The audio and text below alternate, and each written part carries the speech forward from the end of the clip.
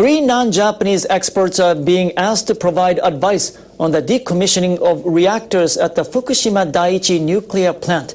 It's been nearly 3 years since the March 2011 earthquake and tsunami caused multiple nuclear meltdowns. The International Research Institute for Nuclear Decommissioning was set up last year to support the government in dismantling the crippled reactors.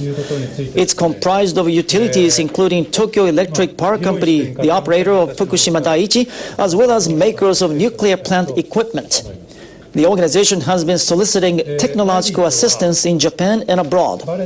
The 3 foreign advisors include Louis Echavarri, the Director General of the Nuclear Energy Agency at the Organization for Economic Cooperation and Development.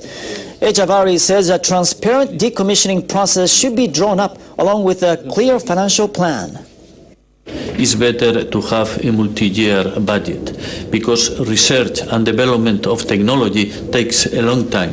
So it's very difficult to manage that if you have a very limited budget just for 1 year. Under the present plan, removing nuclear fuel debris from the reactors will start as early as in the first half of 2020.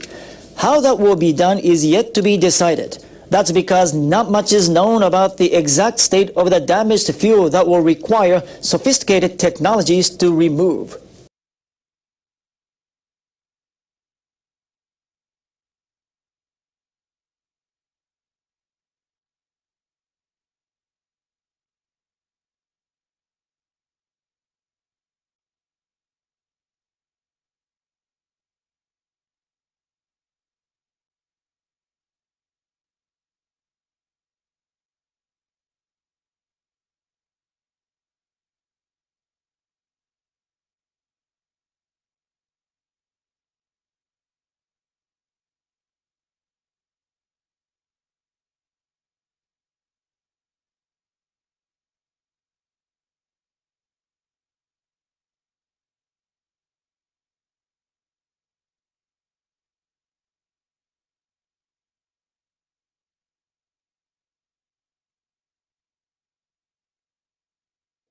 A nuclear industry organization held a recruiting event in Tokyo on Sunday. Nuclear-related organizations have been suffering from a shortage of applicants since the accident at Fukushima Daiichi in March 2011. Students who will graduate in the spring of 2015 gathered for the event featuring 22 companies and organizations. They included utility firms and reactor manufacturers. I study decontamination, so I would like a job in a related field. I also want to contribute to the process of shutting down Fukushima Daiichi. I felt so powerless when the accident occurred. I hope my university studies will be useful in helping Fukushima to recover. The annual event is held in Tokyo and Osaka. It attracted 420 people. This is slightly more than 388 who came last year, but is only 1/5 of the number before the Fukushima nuclear accident. Some companies are visiting universities around the country to recruit students. Whatever the future of nuclear power will be, we need young people with strong ambition. I hope such people will decide to work for us. Hattori says a key issue is whether the industry can show young people it has an appealing future. Now live from London is Professor Chris Busby, Scientific Secretary of the European Committee on Radiation Risk and a member of the UK Department of Health Committee examining radiation risk for internal emitters, or CERRIE. And thank you so much for joining us, Professor Busby. How dangerous is the current radiation level of 7.8 millisieverts for humans?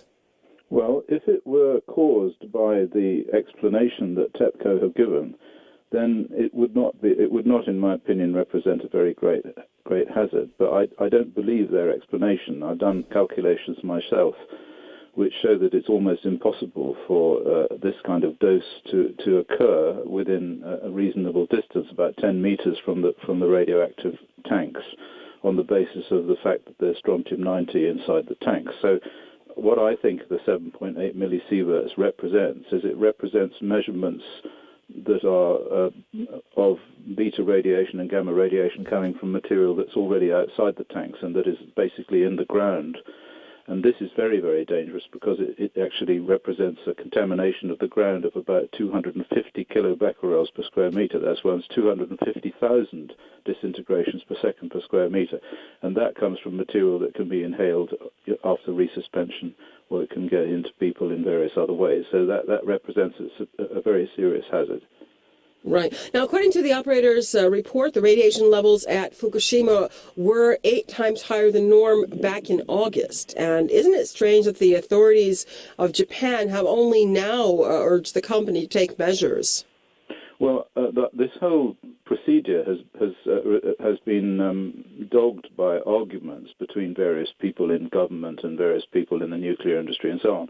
So I imagine that this is just a consequence of a lot of arguments between various sides of the issue. You know, the nuclear industry people and the government people. You know, it's eventually the government people have won, or somebody has won this, and that's why it's taken so long for some remark like this to be made. I mean, I would guess it's entirely political. This has to do with reality.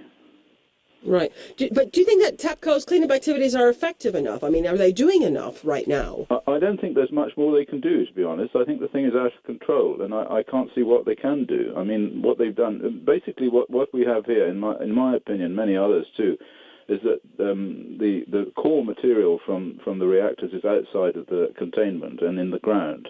And so then the groundwater is then picking up this radioactivity and bringing it to the surface. And of course, they're taking as much of the groundwater as they can, this contaminated groundwater, and pumping it into tanks to store it. But until they actually address the basic problem of the stuff being outside the containment, then there's not much that they can do. They can sort of certainly attempt to clean up the stuff that's in the tanks. That in itself would be quite a complicated business. But as for the stuff that's outside the tanks in the ground, I'm not sure I can see any way in which they can deal with that. Right. Now, other than being in the ground, I think that the Japanese have admitted to releasing 400 metric tons of water into the Pacific Ocean, I think, on a daily basis since the tsunami and the whole situation occurred. And I mean, that's 3 years at 400 metric tons. Have you heard that? Does that coincide with figures that you have for? Yes, and also, of course, there's the amount of material that blew out to sea and ended up in the Pacific right at the beginning, and so this is an ongoing problem. So you have an enormous amount of radioactivity in the Pacific from the beginning, and then an ongoing, very large quantity, probably about the same amount eventually, being poured out into the Pacific all the time. And this is in fact affecting the Pacific biota. I mean, there's lots of evidence now that there's a complete crash in the life forms in the Pacific. We're seeing lots and lots of evidence for this, and it's really, really quite terrifying that this is having an effect on Pacific life. Of course, that Pacific life, you know, is the source of food for a very large number of people in Southeast Asia and elsewhere. Can we talk about the risks? I mean, who exactly is at risk? Where does the risk come from? I mean, if we talk about starting from Japan and going out to the Pacific Ocean and people who consume the fish that are in the sea, how many people are at risk, really? Well, most of the risk is, in my opinion, confined to Japan. The concentrations of radionuclides, by the time that go into the Pacific or have been injected into the Pacific, by the time they get to the United States and to China and to South Korea and so on, or Korea, will not be enormously high. I mean, I'm not saying that it's great. You know, there will be some risk to these people, and particularly the risk is from the ingestion and of radionuclide particles, and not so much from the dilute stuff, from the stuff that's in solution.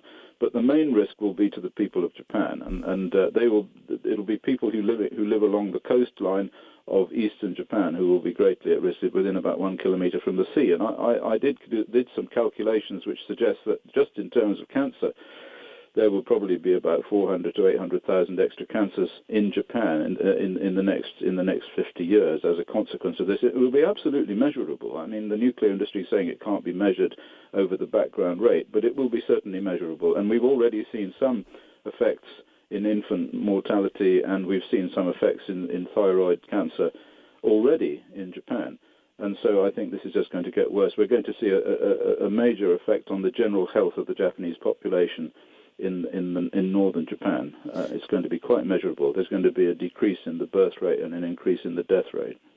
Well, you don't feel that there's a risk to people who are dependent on food from the Pacific, because obviously this is going to, I mean, if we talk about the food chain and the way that the contamination actually becomes more concentrated as the smaller fish, as the smaller fish are being eaten by the larger fish that live for quite some time, and you end up with a tuna that's not only full of mercury but as well is also radioactive. I mean, should we be concerned as consumers about buying fish from those places? I think people will generally stop buying fish from the Pacific. I don't think that the risk is as much as people have thought in terms of fish, because we have studied people who eat fish from the Irish Sea and from the Baltic Sea, which is very highly contaminated following Chernobyl, and from the weapons test of all. So we roughly know what's going on there. The point about these radionuclides, when you ingest them, they go into the gut, and a large proportion of the really serious ones, the plutoniums and the uranium, don't get across the gut. The main source of danger is from inhalation of sea spray and inhalation of resuspended sediment. That's because, of course, once they get into the lung, then they don't have this barrier that they have in the gut. It goes straight into the lymphatic system.